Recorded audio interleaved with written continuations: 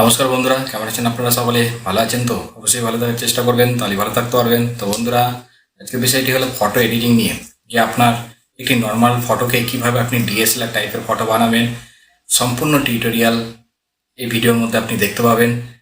তো সেটি আমি কম্পিউটারে এবং মোবাইল ফোন আছে, মোবাইলের মধ্যে দেখিয়ে দেবো।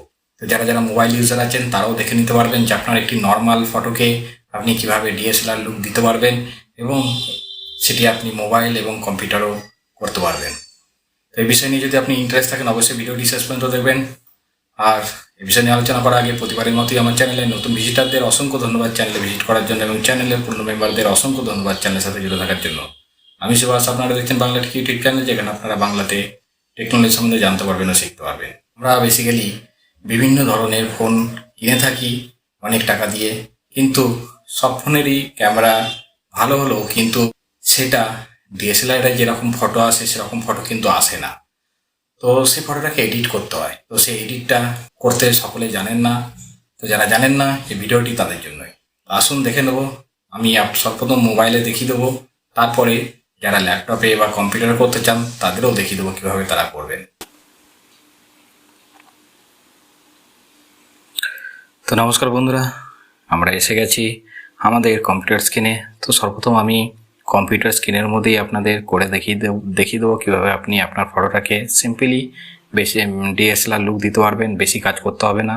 তো আপনি যদি কম্পিউটারে বেশি কাজ করতে যদি না জানেন, করতে হবে না, খুব অল্প কাজ করেই আপনি ডিএসএলআর টাইপের লুক দিতে পারবেন। তো আসুন দেখে নেবো। এরপরে আমি মোবাইলে দেখিয়ে দেবো। তো যারা যারা মোবাইল ইউজার আছেন তারা ভিডিওটি দেখতে থাকুন, কারণ তাদেরও এই কম্পিউটারে করাটা, আগামী দিনে যদি আপনি কম্পিউটার কিনেন তখন কম্পিউটারে এই কাজটা করতে পারবেন, তাই দেখে রাখাটা ভালো। আর যারা যারা এখনও পর্যন্ত ভিডিওটি লাইক না করে থাকেন, একটা লাইক করে দিন, একদম ফ্রি, চ্যানেলটি সাবস্ক্রাইব করে নিতে পারেন। তো বন্ধুরা, এর জন্য কম্পিউটারে করার জন্য আপনাকে একটি অ্যাপ্লিকেশনের দরকার পড়ে, সেটি হচ্ছে ফটোশপ। তো ফটোশপ, অ্যাডোবি ফটোশপের যে সবথেকে লো ভার্সন, মানে অ্যাডোবি ফটোশপ 7, সেটা দিয়ে এই কাজটা করব। তো এটা খুব লাইট সফটওয়্যার। তো এটা বেসিক্যালি সবার কাছে হয়তো আছে। তো যারা যারা কম্পিউটার ইউজ করেন তারা এটা ব্যবহার করে থাকেন। তো এটা আপনাকে ওপেন করে নিতে হবে। ওপেন করে নেবেন এইভাবে।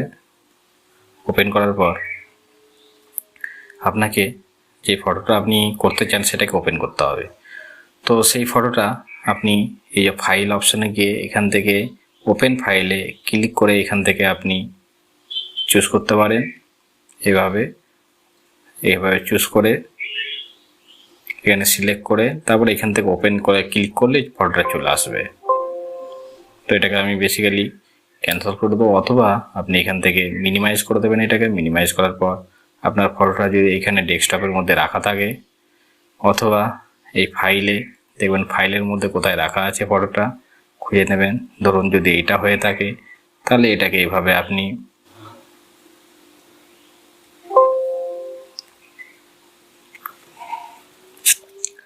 ঠিক আছে, হয়ে গেছে। এরপরে দেখুন এখানে এসে গেছে, পিকচারটাকে এখানে রাখবো। এভাবে রাখলাম। দেখি এবার এভাবে এটাকে ড্র্যাগ করে এখানে নিয়ে আসতে হবে। নিয়ে এসে এভাবে ছেড়ে দিলাম, চলে এসেছে। এবার এটাকে একটুখানি ম্যাক্সিমাইজ করে নিলাম। ম্যাক্সিমাইজ করার পর দেখুন এখনকার ফটো এটা আছে। এটাকে এডিট করার পর যেটা হবে দেখতে পাবেন। তো সর্বপ্রথম কাজ হচ্ছে আমাকে এটা, তার ক্রপ ট্রপ আমি কিছু করবো না, শুধু ফটোটাকে আমি এডিট করবো। এর জন্য আমার এখানে দেখুন উপরে ইমেজ বলে যে অপশানটি আছে তাতে ক্লিক করব। ক্লিক করার পর এখানে অ্যাডজাস্টমেন্ট আছে। তো এই অ্যাডজাস্টমেন্টতে আসতে হবে। আসার পর এখানে দেখুন ব্রাইটনেস অ্যান্ড কন্ট্রাস্ট আছে। তো এতে ক্লিক করব। ক্লিক করার পর এখানে একটা পপ আপ উইন্ডোজ আসবে। এরপর এখান থেকে ব্রাইটনেসটাকে আমাকে বাড়াতে হবে। এইভাবে এটাকে ধরে ড্র্যাগ করলে এইভাবে এটা বাড়তে থাকবে ব্রাইটনেসটা। দেখে নেবেন আপনি কতটা বাড়াতে চান। এরপর কন্ট্রাস্টটাকেও এভাবে বাড়াতে হবে। ঠিক আছে, কন্ট্রাস্টটাকেও বাড়িয়ে নিলাম। এবার ওকে করলাম। এরপর আমাকে এখান থেকে আবার ইমেজে যেতে হবে। ইমেজে যাওয়ার পর আবার অ্যাডজাস্টমেন্টে আসতে হবে। এরপরে হুইয়ার স্যাচুরেশনে গিয়ে এখানে হুয়ে কালারটা একটুখানি বাড়িয়ে দেবো, 5 করে দিয়েছি। স্যাচুরেশন একটুখানি বাড়িয়ে দেবো, দেখবেন স্যাচুরেশন কতটা আপনার লাগে ততটা দিয়ে দেবেন। লাইটটা দরকার নেই, লাইট আপনি কম করে রাখতে পারেন, তবে 0তেই রেখে দিন, অসুবিধা নেই। ঠিক আছে, ব্যাস। ওয়েটা একটুখানি বেশি লাগছে, কম করে দিলাম। ঠিক আছে, এরপর ওকেতে ক্লিক করে দিলাম। দেখুন এইভাবে সম্পূর্ণ আপনি এই ফটোটা, যেহেতু বড় করলে বুঝতে পারবেন, ছোট করলে দিয়ে দেবেন। প্রথমে কীরকম ছিল এবং এর কালার ব্যাকগ্রাউন্ডটা দেখুন পুরো চেঞ্জ হয়ে গেছে এবং এর পুরো দেখতে ডিএসএলআর টাইপের লাগছে। তো এইভাবে আপনি করে নিতে পারবেন। তো এরপর আপনাকে এখান থেকে ফটোটাকে সেভ করে নিতে হবে। এরপর এটাকে আমি সেভ করে নেব। Ctrl+Sও করতে পারেন, অথবা এইভাবে আপনি সেভ অপশনে ক্লিক করে সেভ করে নেবেন। তো এইভাবে আপনি কম্পিউটারের মধ্যে করে নিতে পারবেন। এরপরে দেখুন প্রথমে যে ফটোটা ছিল সেটা ছিল এই যে এটা, এই দেখুন এরকম ছিল, একটু ডাল ডাল লাগছিল ফেসগুলো। এটা ক্যামেরাতেই তোলা, 64 মেগাপিক্সেল ক্যামেরার মধ্যে তোলা। এরপর এখন যে ফটোটা আপনি করলেন সেটা হচ্ছে এই যে এখানে দেখুন, দেখুন দেখুন স্কিনগুলো কতটা, স্কিন টোনটা কতটা ব্রাইট হয়ে গেছে, দেখতেও ভালো লাগছে। এবং ব্যাকগ্রাউন্ডটা তো আরও বেশি, একটুখানি স্যাচুরেশনটা বাড়িয়ে দেওয়া হয়েছে বলে গ্রিনটা আরও বেশি দেখতে ভালো লাগছে। তো এরকম ধরনের ফটো যদি আপনি এডিট করতে চান এই কম্পিউটারের মধ্যে, এভাবে সিম্পলি 2-1টা টুল ব্যবহার করে এটা করে নিতে পারবেন। এরপরে ব্যাপার হচ্ছে আমরা মোবাইলে কীভাবে করতে হয় সেটা দেখব। তো আসুন মোবাইলে দেখে নিই। তো নমস্কার বন্ধুরা, এখন আমরা মোবাইল ফোনে চলে এসেছি এবং মোবাইল ফোন দিয়ে কীভাবে আপনি ফটোটি এডিট করবেন, তা আবার অন্য কোনো অ্যাপ্লিকেশন ছাড়াই। আপনার ফোনের যে অ্যাপ্লিকেশন আছে সেই ফোনের অ্যাপ্লিকেশনের দ্বারাই আপনি সেটা করে নিতে পারবেন। এবং এই অ্যাপ্লিকেশনটা গুগলের প্রত্যেকটি ডিভাইসেই থেকে থাকে, তো দেখে নেবেন। এর জন্য আপনাকে যে অ্যাপ্লিকেশানটির কথা আমি বলতে চলেছি, যেটি লাগবে সেটা প্রত্যেক ফোনেই থাকে, সেটার নাম হচ্ছে গুগল ফটো। তো এই গুগল ফটো বলে দেখুন এই যে এই ফটো অ্যাপ্লিকেশানটা গুগলের, এই যে এই অ্যাপ্লিকেশানটা, এটা প্রত্যেক ফোনেই থেকে থাকে। তো এটা দেখবেন আছে। তো এইখানে আপনাকে ফটোটাকে ওপেন করতে হবে। তো এইভাবে চলে আসবেন, এবারে লাইব্রেরিতে আসবেন। লাইব্রেরিতে আসার পর এখানে দেখবেন, তো আপনার ফটো যদি এটা হয়ে থাকে, বা আপনি দেখে নেবেন ক্যামেরা সেকশনের মধ্যে যে ফটোটাকে আপনি করতে চান খুঁজে নেবেন।